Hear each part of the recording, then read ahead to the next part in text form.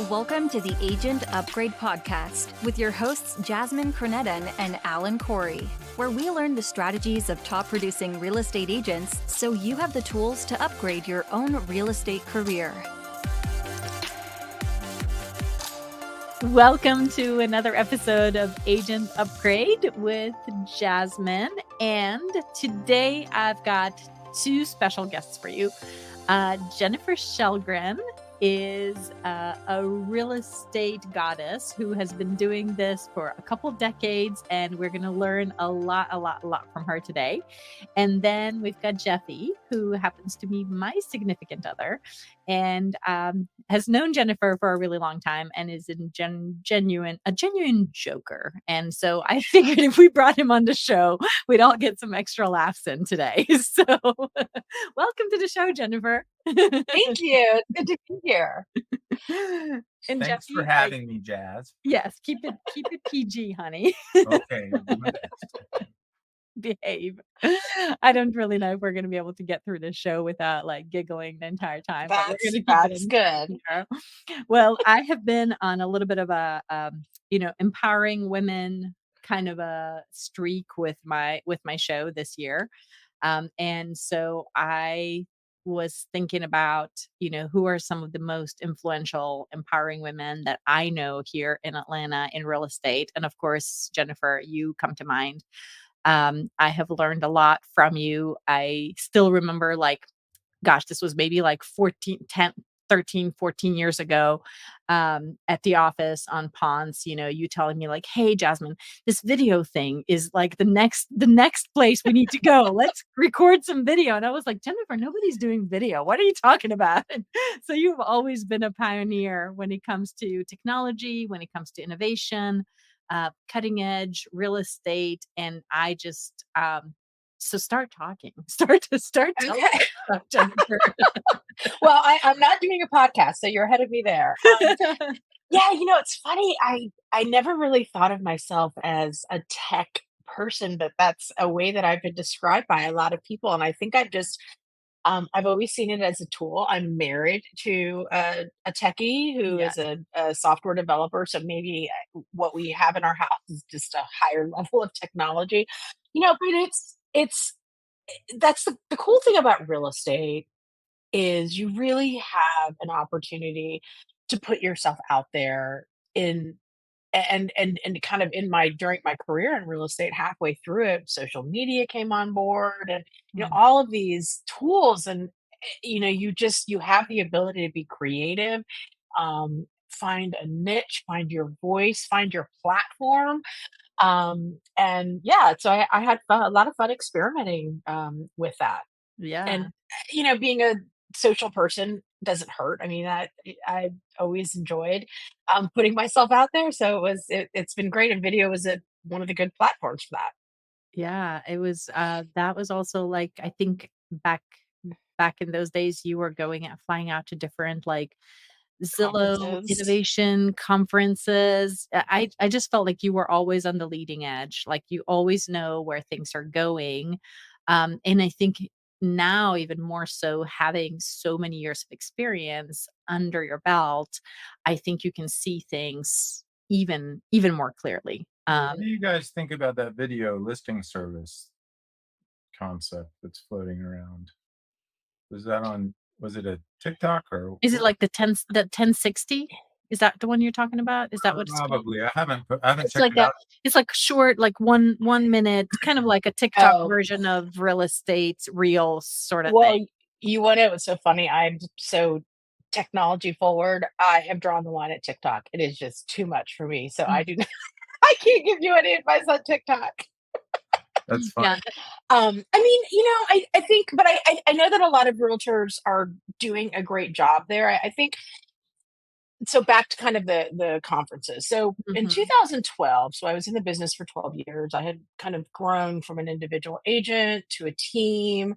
I was looking for inspiration, for mentors, and I went to my first Inman conference, and it for Mhm. me was a game changer. And it was, it was a game changer to meet people, hear them on stage, but really I would say the biggest part that has really helped my evolution in this business is finding my people, and most of those people have been outside of this market, and so Yeah. being able to really roll up your sleeves and collaborate and share, not have some of that fear that's associated with, oh, if I'm doing it in my market, they might know, which I don't think that that's really valid anyway.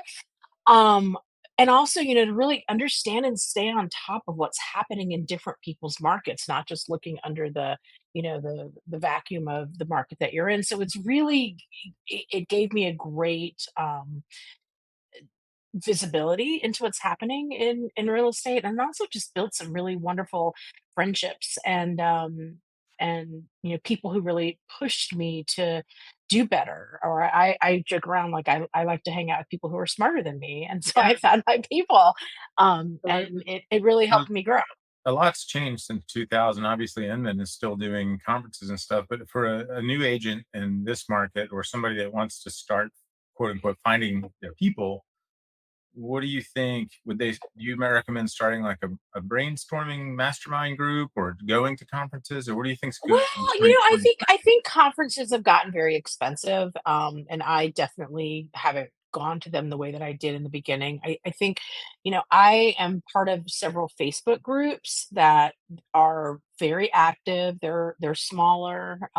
Some have been created from conferences, but the conversation is very real and very Mhm. much kind of in what is happening without a lot of. You've got to be careful, I think, in some of the Facebook groups right now, because there's a lot of sponsorship type. Yeah, people just, like, trying to drip And on you you wanna and make sell sure, you stuff. exactly, and you wanna make sure when someone's giving you advice, they're not necessarily trying to sell you something, Yeah, and yeah, so yeah. there's a couple smaller conferences that, I think lend well to that. Genuine Hustle is one of them that What I is it called? love. It's Genuine Hustle.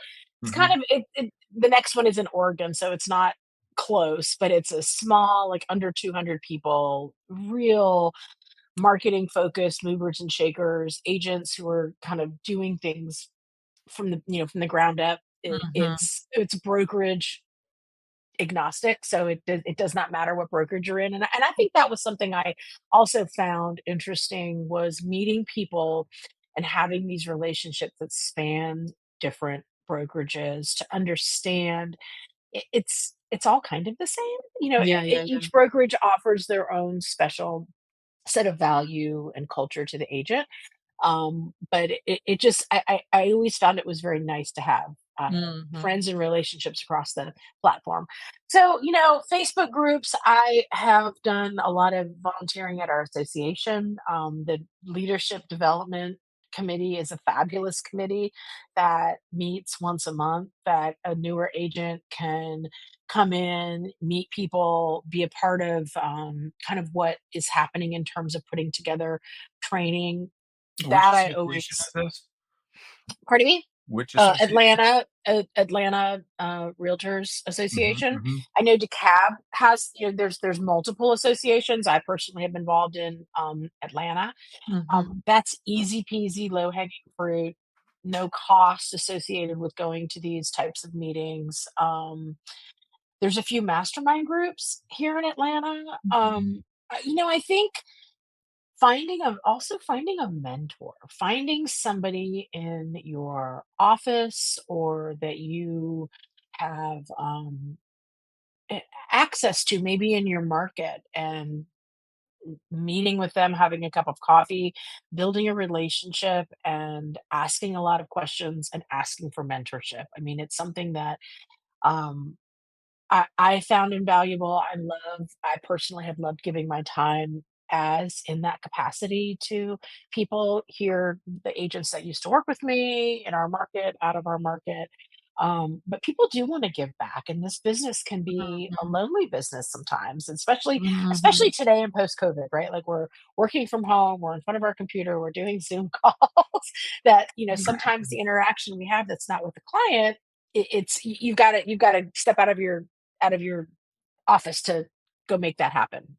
What do Mhm. you think are some ideas that we could offer people on how to approach a mentor, and maybe one that isn't into as much maybe giving their time as you are, like maybe some things that you could mention to either help them see the benefit or maybe things that you could offer to do to make it worth their time?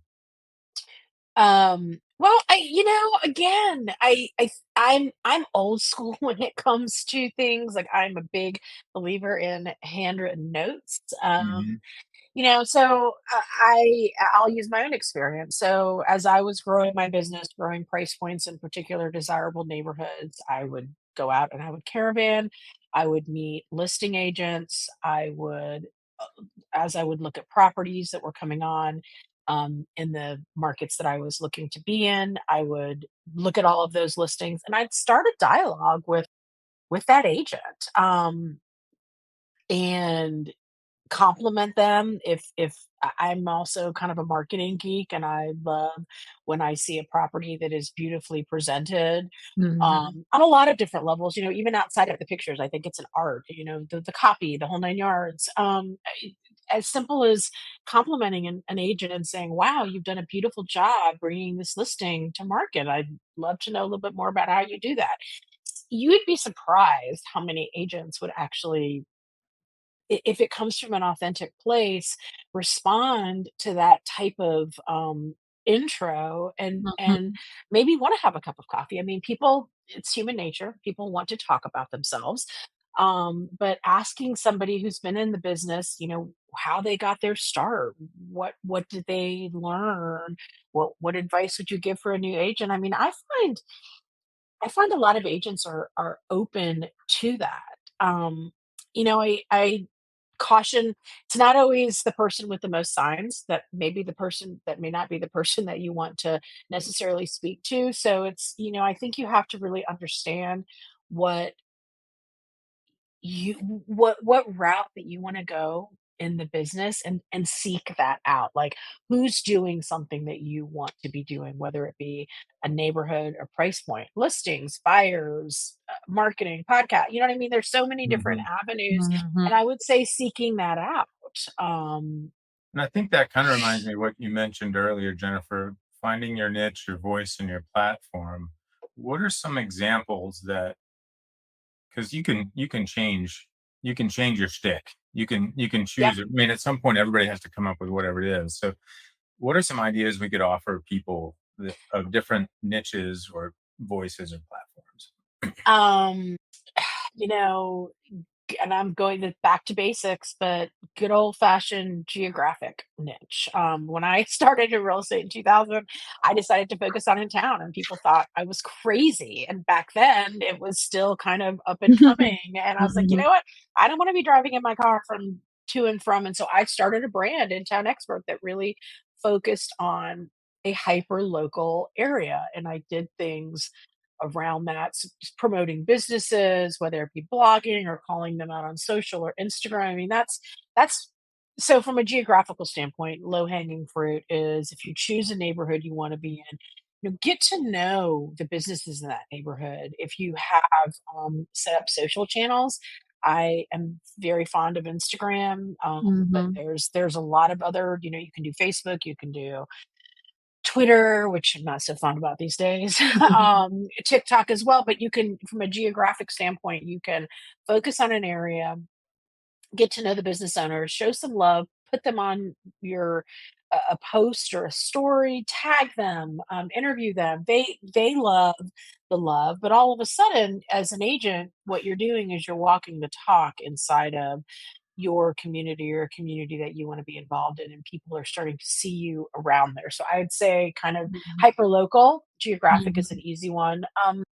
You know, niching in particularly like an architectural style, if you're passionate about it, or condominiums. I got my start in the condo world when, there was a time that people just didn't want to handle understanding and knowing condominiums. And there is a definite knack to selling in a condo versus selling in a home, and different nuances that you need to learn. And there are a handful of agents in town I know that have specialized in that and have done very well. But you can really kind of get to understand the nuances of what it's like to live in a building and talk about that. People in terms of consumers have a lot of questions that I think sometimes we in real estate take for granted of these answers because we talk about this stuff day in All the and day time. Yeah. out. Mhm. But there's a lot of questions people have about that. Architecture, I personally am a big fan of historical property architecture, and I like to geek out on that. And when a beautiful listing would come on that would have some beautiful feature, I would talk about that. And it wasn't just about, oh, buy this house. It was, oh my gosh, have you seen the beautiful stained glass windows? Or it's 120 years old, yada, yada, yada. So again, kind of walking the talk. Listings, buyers, again, I think thinking through some of the questions, fears, concerns that these people have and talking about that in a outbound way is a great way to build relationships and find business. Do you think that buyer's agents previewing properties for their buyers is something that has somewhat waned over the last decade or so? Oh, God, I mean, it's just that the last 5 years have just been the last decade has been just such an insane, Yeah. Because I hear all monumental these. times in real estate in Yeah. 10 years. That are like it's like a whole lifetime. Mhm. You know, again, I am old school. I mean, I still talk to agents now, and I'm like, "Do you put them in your car?" And they're like, "Oh, no, no, no, buyers don't do that anymore." I'm like, "Okay, I get that." I was like, "But what? How do you offset, taking that extra time to build the rapport with your client that you don't necessarily get when you're Yeah. walking in and out Yeah, of the yeah, house?" yeah, So, yeah. you know, I think, Jeff, to answer your question, I mean, I think it depends on what what is needed. Mm, Over the last couple of years with COVID, there really wasn't time for that. Something hit the market and it was like, write an offer now, kind of, and let's hope we win it. And you're in this multiple offer. I think now that things are starting to normalize a little bit, mhm, I think obviously buyers are going to have more of an upper hand. I mean, I think it's important for agent to know inventory and to understand the nuances of homes that I mean, I would think it's gonna be coming back a little bit more as inventory come opens up a bit more. mhm, yeah.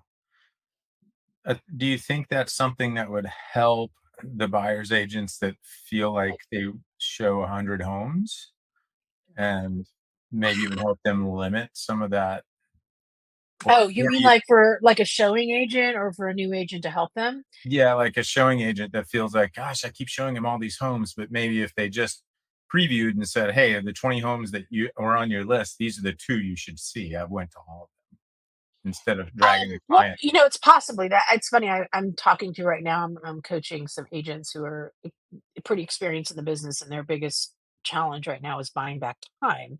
And they're looking at engaging a showing agent or a junior agent to help them Mhm. with all of the homes to kind of get through to see. So I mean, I think it's a great opportunity for a newer agent to partner with somebody. I also think that that's part of an agent's training to walk up to a home and to be able to quickly ascertain some things that are deal breakers. Like to me, was always, is a house sitting whole? Like that was a no show. Like you're not going to beat Mother Nature with water. Water will always Yeah. somehow win. Um, so I think that that's a great way for a new agent to get their chops and help another agent out. But I also think that that experience comes. With there's some finessing of having shown a bunch of properties and understanding the things to look for, um, that y y I don't know if I would just pass off, and that was one of the challenges that this team that I'm working with right now, that they're trying to figure out, how do we let that go? Because that's really where our expertise shines, Mhm, and I think it's a balance. I think mhm, it's a balance. I do think a great idea though for a newer agent, if it's not going to be too much, and especially since people are going in separate cars now, is to go with the season agent and tour a home, even possibly with their buyers and hear the things that they bring up that could be some landmines for buyers to get thinking. And I think I think everyone is people have been in the business for a while. New agents, older agents. The last couple of years, most people are pretty exhausted right now after Yeah. coming out of this COVID piece. Oh, I think the idea of, oh my God, showing property is to show it. But I think as the buyers have an upper hand and inventory opens up, they're going to be more picky. And that savviness of an agent who really understands the nuances of a property that they can share with someone when they're walking through the property and are educating them in that process Mhm. is going to help that kind of that cream rise to the top again. Yeah. Mhm. Yeah, it really is an art form, because It is. I feel like for the last couple of years, a lot of people have just been order takers. And now when things are shifting, I think it's really like, I mean, when everything is said and done, ultimately we are salespeople, right? Yes. So like knowing your product, knowing how to sell and not just be like, unlock the door here. Do you want this house? Right. Yeah, and I think, and not to say that that's gotten lost, it's just nobody had time to do it, and it Yeah, was yeah, like, if you exactly. had a buyer and they needed a house, you would jump through hoops, and it's like you sat Everything down in you the can. consultation, how much are you willing to overpay over asking, and having those types of, conversations. So it's just a Mhm. reset of the expectation. Mhm. Um Mhm. Jennifer, um, do you think it's more important now for buyers agents to, really have like a structured conversation and to create a buyer profile so that they know exactly what's going on with their buyers, as opposed to, I want to be in Grant Park with at least 3 bedrooms and a yard for the dog. Oh, yes. And I what mean, would your I really even think when the market was crazy that if you lost that 1 hour kind of buyer intake that Mhm. was a very consultative type meeting, then you as an agent, whatever control that you had of the situation, you lost. And I mean, I think it's really critical Mhm. to have that up front and try to get to the root of what their motivations are, and also kind of be able to have that ammunition that if they do kind of change their mind and say, "Oh, wait, we want this," you can kind of say, "Well, wait, let's kind of go back to the table. And you said all of these things. What has changed?" And you know, any agent who's been in the business for a while, sometimes people don't know what they want, and it takes them to go through a process to Yeah. understand that. But if you haven't taken them through that process and they're just kind of they're going to drag you all over the place. Yeah. And you want to understand the landmines if you're dealing with a difficult personality, a challenging relationship between a couple.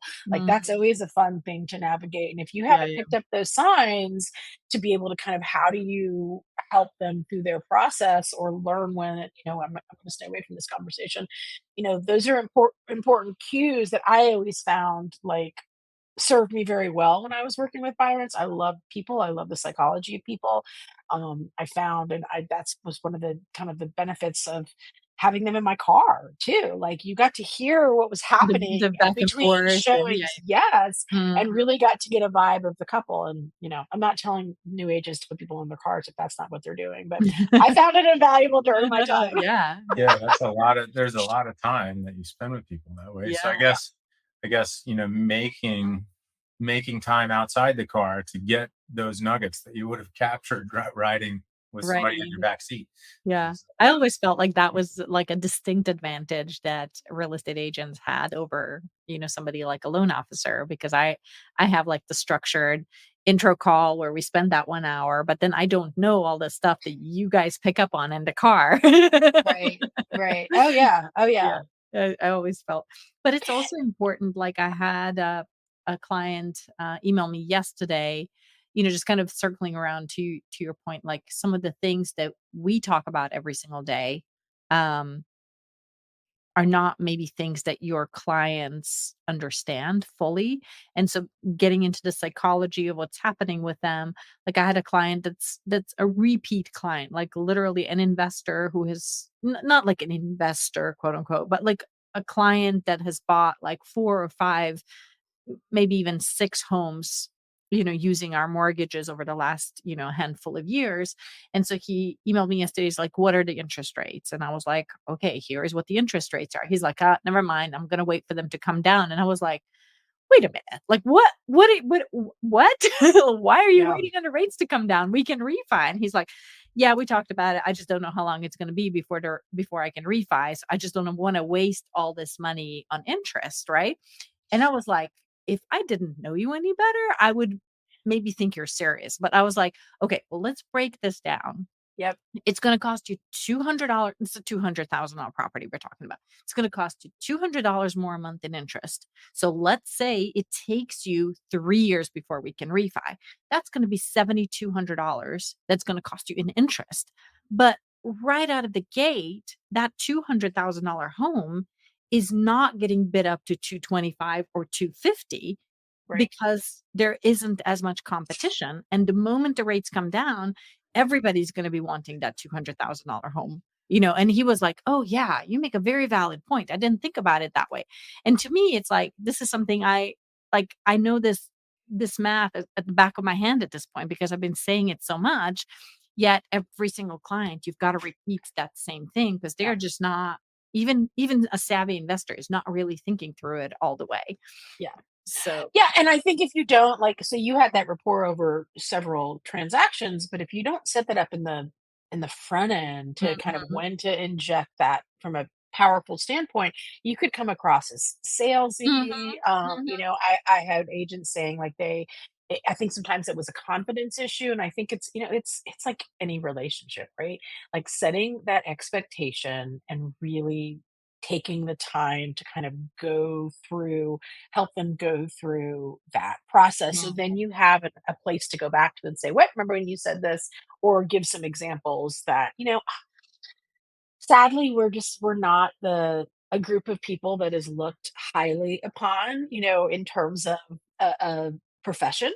Mm. And sadly, there's a lot of bad realtors out there. There's a lot of bad loan officers out there. There's just a lot of bad apples in this, and then there's a lot of good ones too. And it's kind of depending on the person's experience or Mhm. people in their spheres experience. I always felt like, one of my jobs when I was working with a client was to raise their view of this and of this profession. And like, Mhm.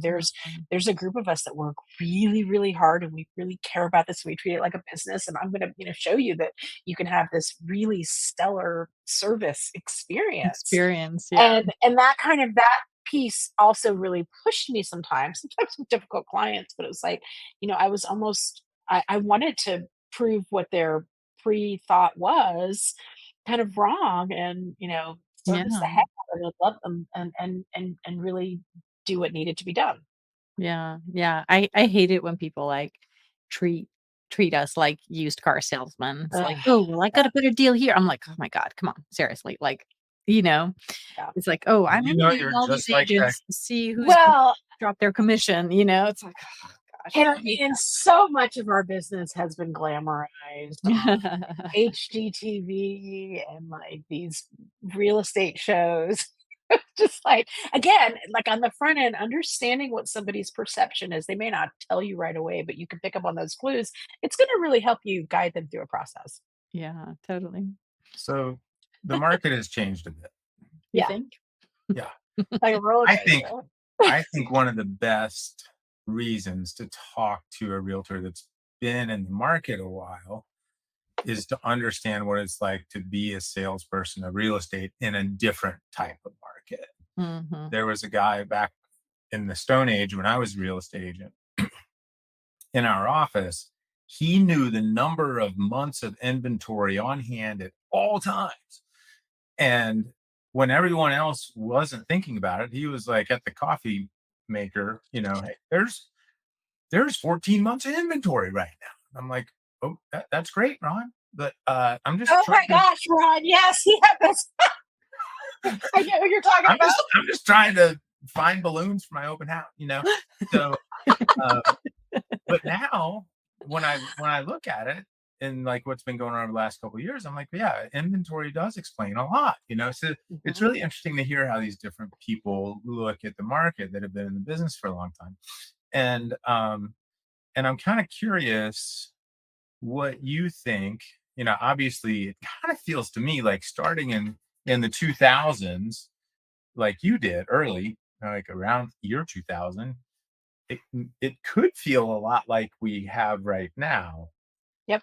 Rates in the sixes and kind of maybe before another boom cycle or something like that. What do Yeah. you think, for if you had to look back over your career, or the handful, maybe one, two, three most important things to selling in a market that's either flat or declining? Well, I mean, the most fundamental thing that I always told myself, because starting out in kind of right before the dot bomb, it wasn't easy, but 2008 happened and there was nothing like that. I mean, I think about those days and I still get some PTSD. Everybody needs a place to live. So, we are in a business that there is just a constant cycle of people moving. We are in a city that is in one of the most popular cities in a popular region of the country where a lot of people are moving. Atlanta being the size, corporate headquarters here, regional headquarters, there is just a lot of opportunity and a lot of movement. And so I think that we're in a great market compared to, being, let's say, in a town in the Northeast that's just stagnant, doesn't have jobs and things like that. So we've got some great economic factors backing Going our for market. us. Yeah. So yeah, and I think that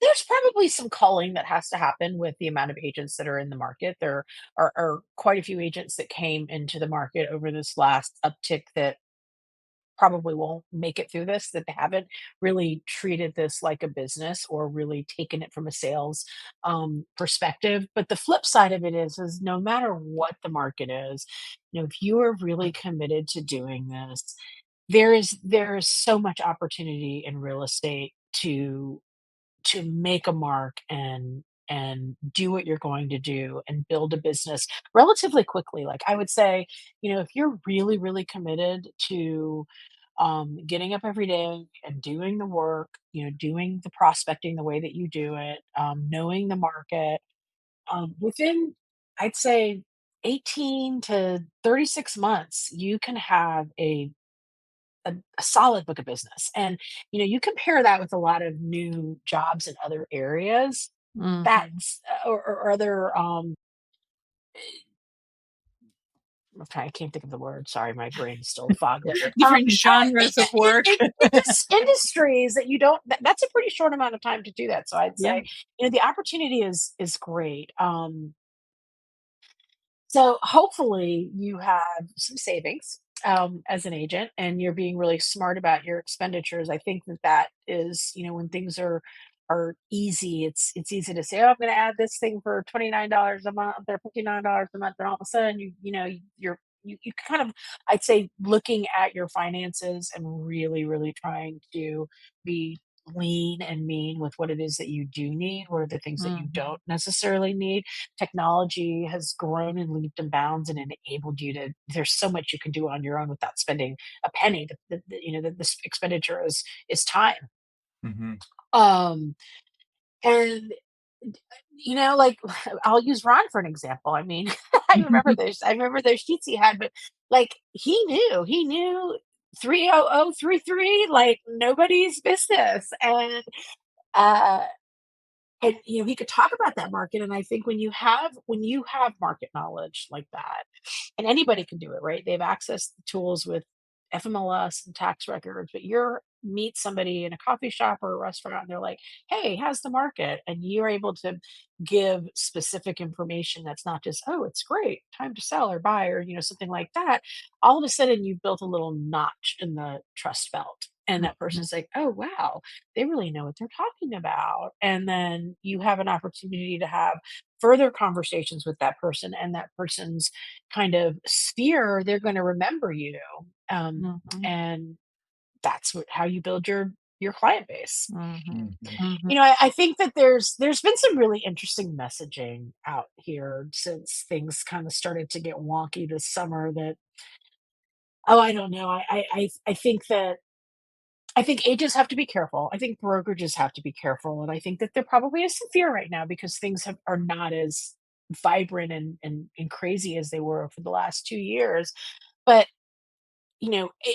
the market really boils down to, or the need of your client really boils down to what their specific situation is in life and why it is that they're thinking about making a move. And I think you've got to, if you're in it for the long haul, sometimes you have to say no. Sometimes a client isn't ready to do a transaction, but if you can service them and Mhm. help them and give them advice and build and nurture that relationship, they're going to remember you.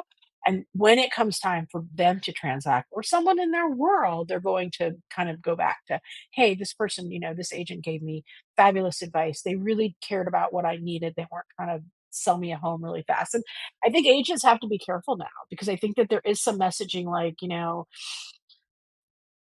it's still a good time to buy, which it is. And we're lucky that we're in a market where there are Where good that's still true. opportunities, but Yeah. it varies on the the individual need of who you're serving. Mhm. Mhm. I Yeah. mean, I genuinely believe that it is still a really good time to buy.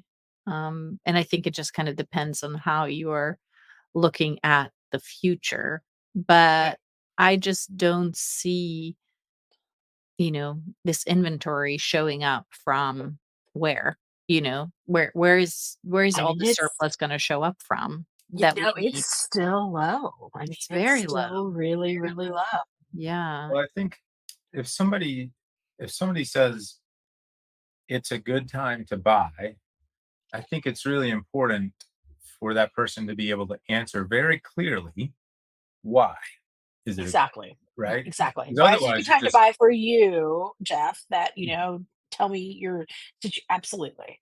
Mhm. yeah. Mhm. Um, Well, I think Jasmine, your example of hey, let's look at it in terms of supply and demand, and nobody's got a crystal ball, but this is why I think it's a good time to buy.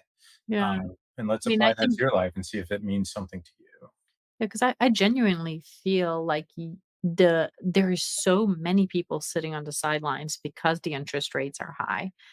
But Higher. high, yes, thank you. They are higher. They're not crazy. They're in the sixes now, right? yeah. They've come down like a whole percentage point. We're in December right now, so I mean, I bought my first house at 6.75%. So, and I Mine was refinanced 8%. and Yeah. things are fine. And ultimately, I think like if you're like you said, Jennifer, I think ultimately real estate is, everybody needs a home. So if you need a home, and also, by the way, you can invest some of your money into this home, right? Yep.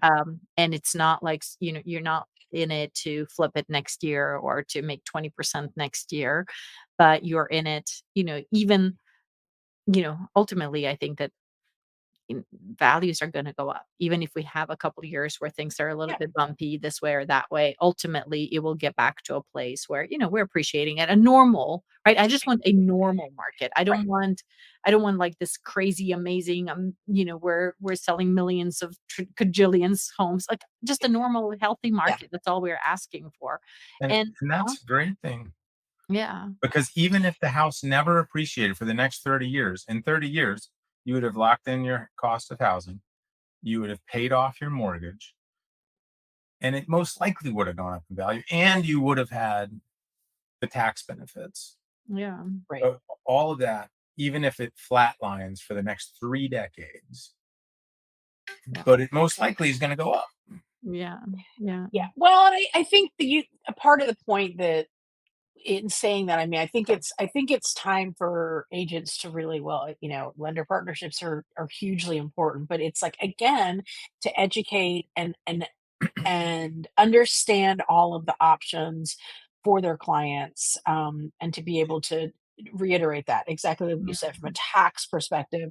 I think understanding what's happening here in Atlanta, Mhm. who's moving in here, like really start to understand the nuances of the market. I kind of geeked out on that. I find it fascinating to see, who's Yeah. moving here, what the profile of client is, what cities they're coming from, are they coming for jobs, et cetera, et cetera.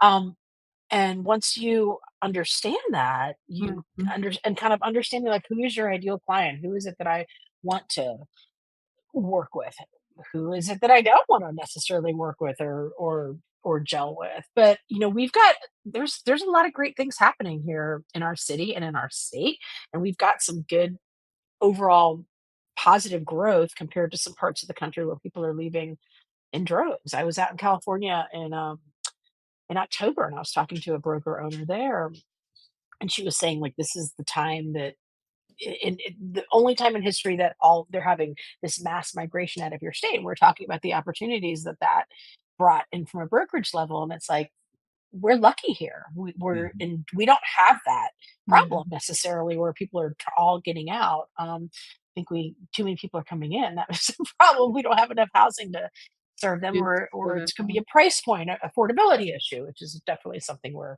dealing with. Mhm. What's surprising to me in terms of the housing and the location of people and all that kind of stuff is that all of these office buildings are still going in, and I'm still under the impression that a lot of people haven't gone back to the office. Yeah, that is going to be very interesting to see how that plays out.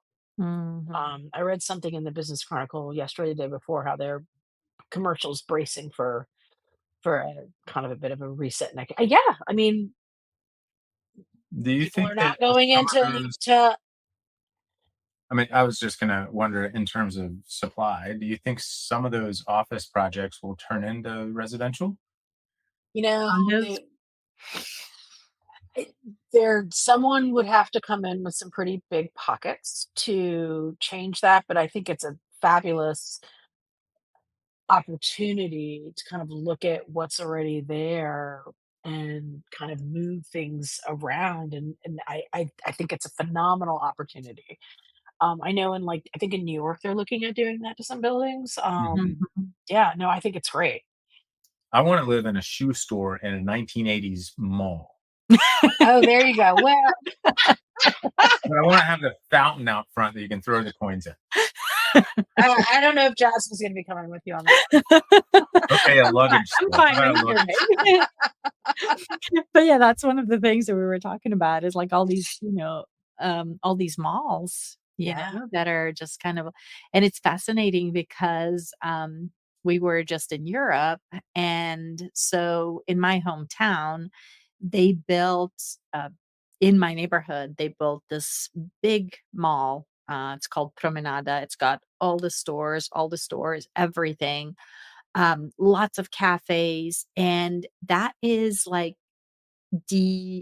gathering place. Like really. everybody hangs out in the mall. I mean, it's now you can walk to it from your home because it takes you 1 minute to walk to the mall, and that's where all the teenagers are hanging out because it was cold outside. It was like freezing I outside. was going to ask you, it's an indoor mall, not an outdoor. Yeah, it's an indoor mall, and all the teenagers, all the kids are hanging out at the mall. The grandmas are having coffee. The mom is downstairs at the grocery store, and I was looking at it, and I was like, "This is what all the American malls can only dream of ever Yep. achieving," because like everybody in the city is in that mall. And then It's like you go 1984 again. yeah, and then you Yeah. go to the malls here, and it's like everything is empty. It's a ghost town. Like people just like e-commerce is really like COVID and the online shopping situation has really, really changed the way Americans shop. Like Yep. I'm just completely confounded. Like when I walk into a mall and I'm like, literally, there's nothing on these shelves. Yeah. I mean, I don't go to the mall anymore. No, nobody does. Um, Nobody does. but I think like in a, but you look at some of the central business districts, like in a, not in a mall situation, but like people do want to go and have that just meeting and sense of place that happens. And Mhm. yeah, I know that they're looking at revamping quite a few of the malls and making them more like outdoor to make it more of like a town square kind of a feel. But yeah, it's there's definitely opportunities in the commercial sector Yeah. for sure. I mean, I don't know if they would like, Jeff was talking about like converting them to condos or something. I don't know what you could do with these malls because it's going to be really tough to imagine. Each unit Yeah. gets one floor of the parking deck.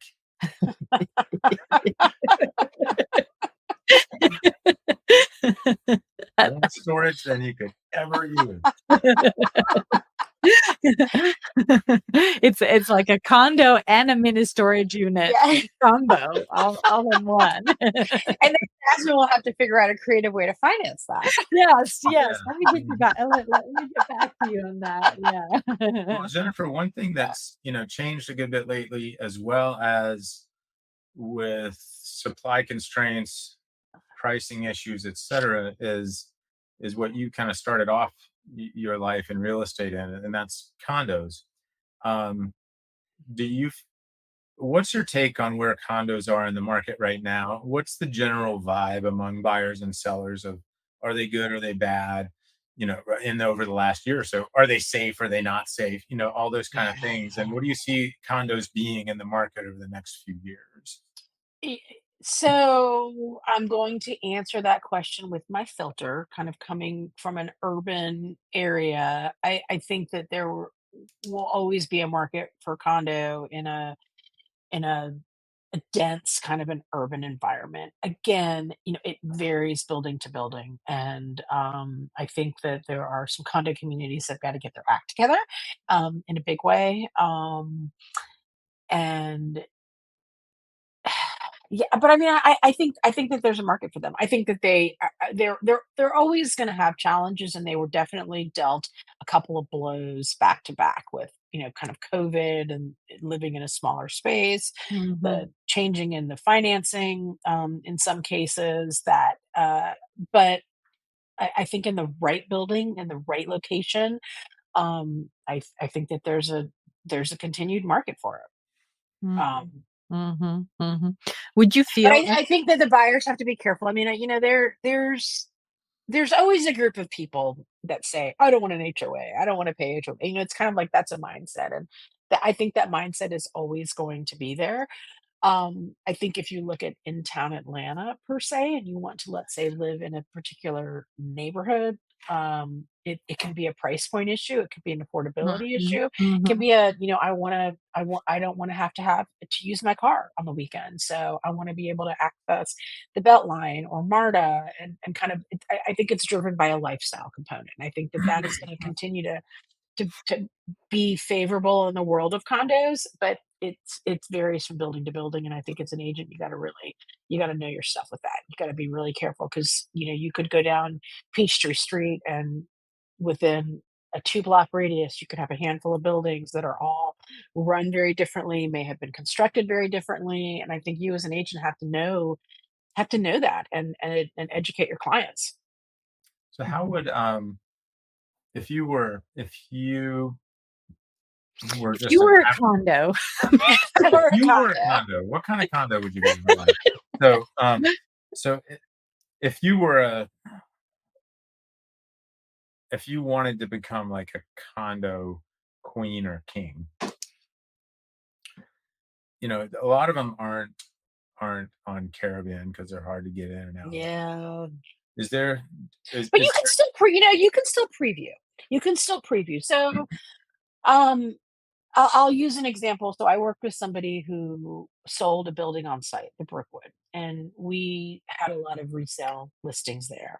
And when a property would come on the market, we'd make sure to look at it. But he knew, like, if you were on the fifth floor versus the sixth floor, there was a premium because the ceiling height changed at this floor and the windows were 2 feet longer and yada, yada, yada. And there's all of these nuances that happen in a building that if you understand, living on this corner, your view is going to be different than that. Um, Perhaps amenities, like really understanding the nuances can help you become the expert. And there is value to that. And Mhm. it translates to listings and translates to buyers.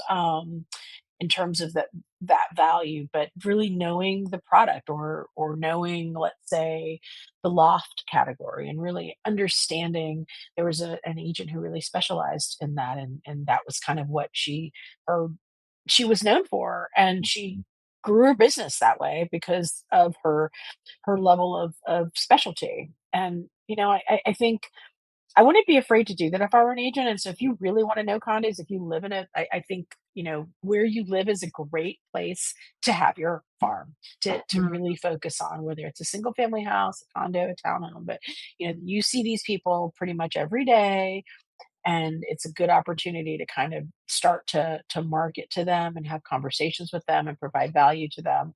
And so in a building, like learning the nuances. I remember in Metropolis, if you were on an odd floor, it was one color cabinets. If you're on the even floor, it was another color. Like understanding that, so when someone is like pulling listings and you're saying, "Oh yeah, it has this or that," or the wall separation, you know, during those interactions that you have with your consumers, when they see that you have that knowledge in your head and they're like, "Oh wow, she knows her stuff. She's been in there. She understands that."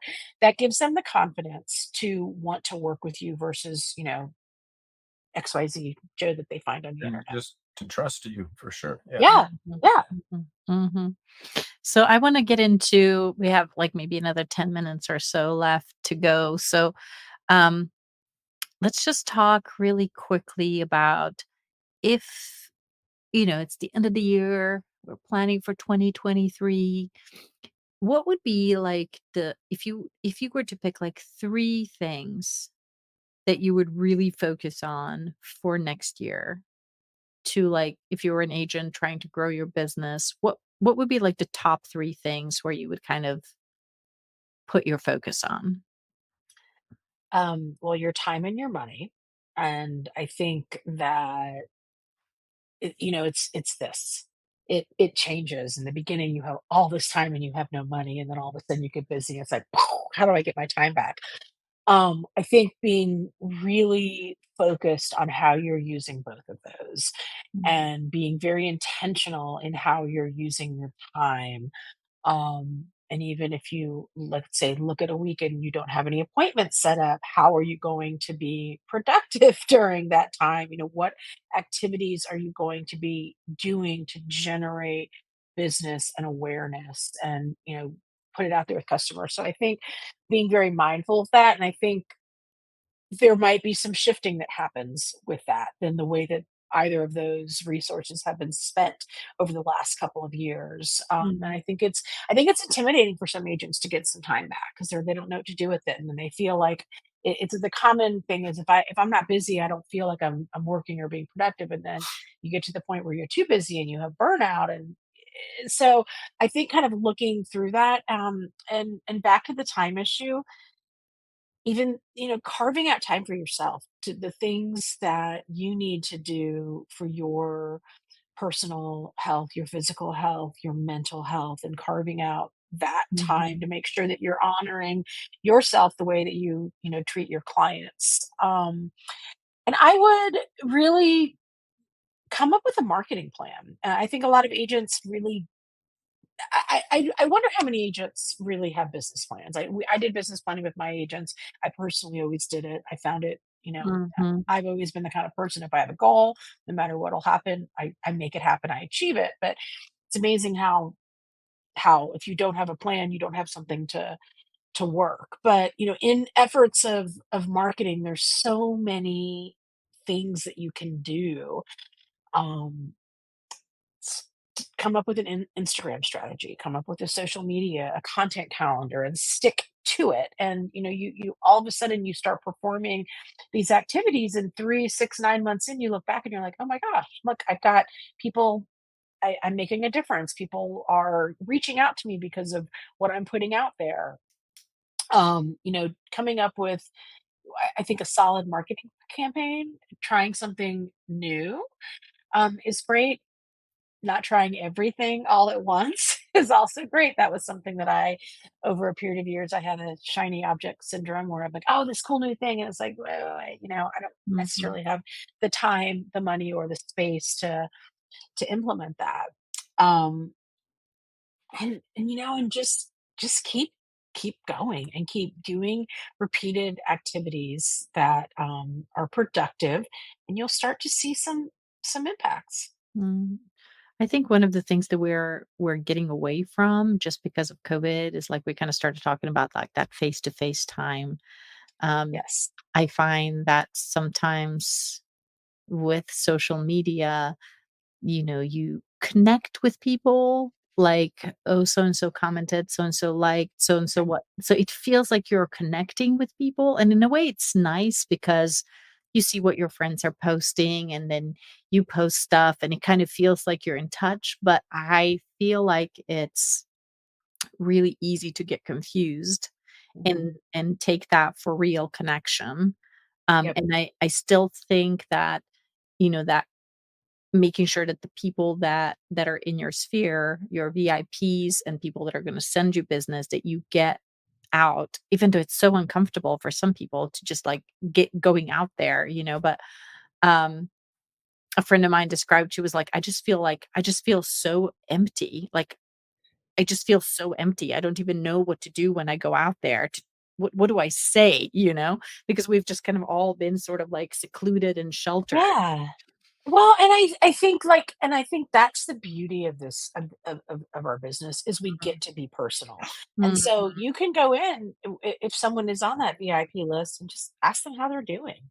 Ask right. them what's going on in their life. Ask them, is there anything that you can do to help? Even if it's Mm, not in real estate, you're taking a genuine interest in people, and people like to be heard. And I think when you do that in an authentic way, they remember. You go to the store and buy a pack of note cards and envelopes and send out some handwritten notes. They've got to be, 3 sentences. I'm a big fan of that, but kind of I think that there is so much noise with social media. How can you stand apart from the noise and be there for your people in yeah. an authentic way? And a note goes a very, very long way. Hey, I was thinking about you. Or let's say you see that something happened on social media, you take the online offline, send them a note or send them a little surprise in the mail. That goes miles Mhm. because I like people that. know The they online, like being offline. heard. Yeah, yeah. Yeah, I like that. I like that very much. That's awesome. So, do we want to chat about one more thing, or we wrapping Yeah. it up? You've got a couple minutes and then I'm gonna cut you off, Jeffy. So, should a new realtor in the business join a team or not? The HR question. It depends on the team. I mean, I think the right team, with good leadership, good training, good mentorship, it gives an agent some amazing opportunities to do a lot more transactions under that umbrella than, if they're on their own. The flip side of it is they're taking a smaller commission Mhm, and their name is not in lights. And so if you got into this business to build a business and build name presence, you are not getting that with a team. So like anything in life, there's a compromise. And I think going into an understanding, yes, I get this, but I forego that. And so I don't think it's a one size fits all. I mhm, think it depends on the person. I think if you It's kind of like you marriage. wanna do a bunch of deals and you wanna understand how it works, because it takes a good number of transactions to just kinda get your bearing on how all this works. A team is a great, I think, a vehicle to do that. Mhm.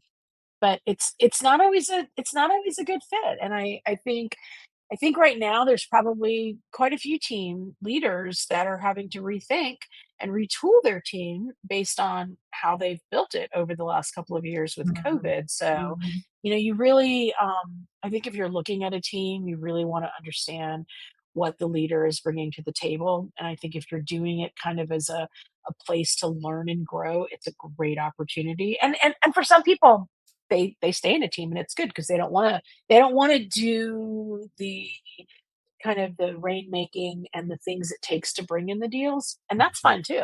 And that's what's so good about this business is there's so many different aspects to it. Yeah. So it really depends.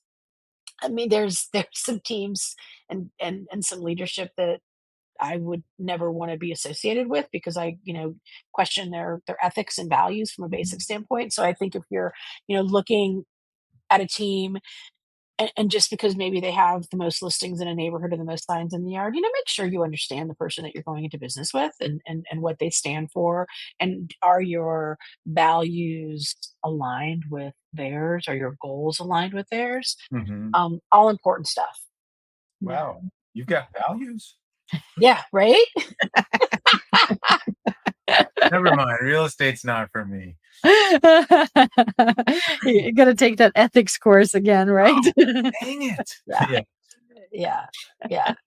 So, Uh, I mean, how would you answer that question, Jeff?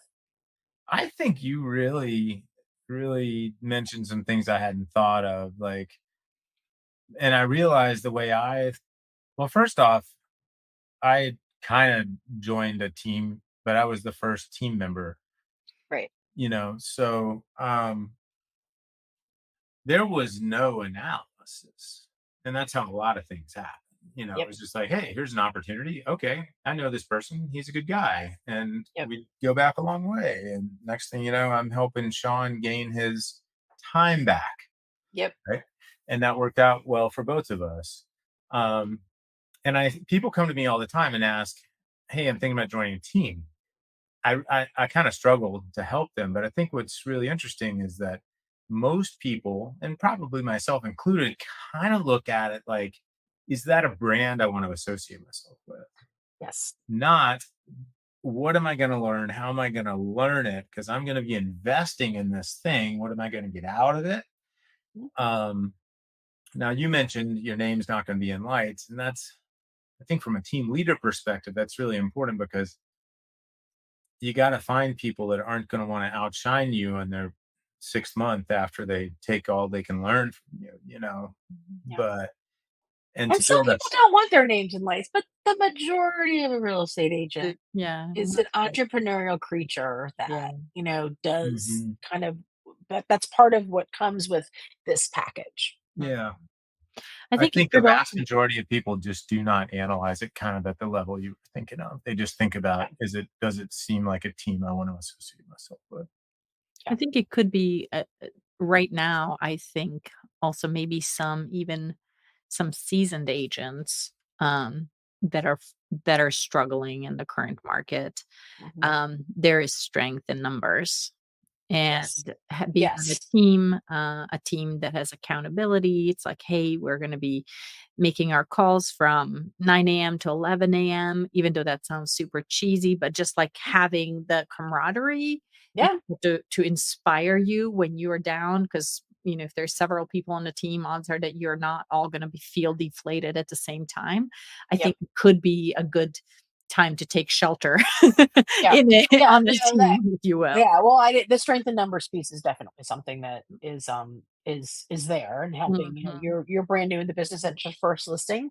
You y- y- you can do it, obviously, but Mhm. sometimes having a background of saying we've done this before helps kind of boost that confidence or boost the Mhm. confidence with the client. Again, it's all about is it the right fit? And Yeah. I think going in wisely from an agent perspective and just knowing what to expect. And I think that there's a lot of haphazard real estate out there that there is no plan.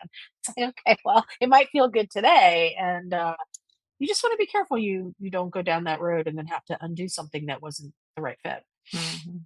I agree. But it happens and you can do it. So, any last closing words, you guys? Any wisdom you want to impart, or have we said enough? I think everyone should be like Jennifer and just do it. Just do it. Just do it. Yeah, and keep on keeping on. It is going to be okay. I think that the media loves to put out the fear and the doom and the gloom, and we've been through worse and way worse. And Mhm. it is going to be fine. And there's always an opportunity for smart, hard work, honest kind of in this business. Really, you do all of those things, and there's a you can make a name for yourself and make a good business for yourself. That's great. I love Thank you it. so much, Jennifer. Oh, it Thank was good you. seeing you Lovely guys. visiting with you. And Yes. if anybody would like to get in touch with you, what are some of your social Uh, handles, or how do you want people to get in touch yeah, with you? social handles are Jennifer KJ underscore ATL. And email is Jennifer at jenniferkj.com. So, Love it. Thank you so much, Jennifer. all right, you guys, take care. Bye. Bye-bye. Thank you for listening to the Agent Upgrade Podcast. If you are an agent looking for a new mortgage lender, start with Jasmine at jasmineteam.com. If you want to learn about real estate investing and working with investors, check in with Alan at thehouseofac.com. See you next time on Agent Upgrade.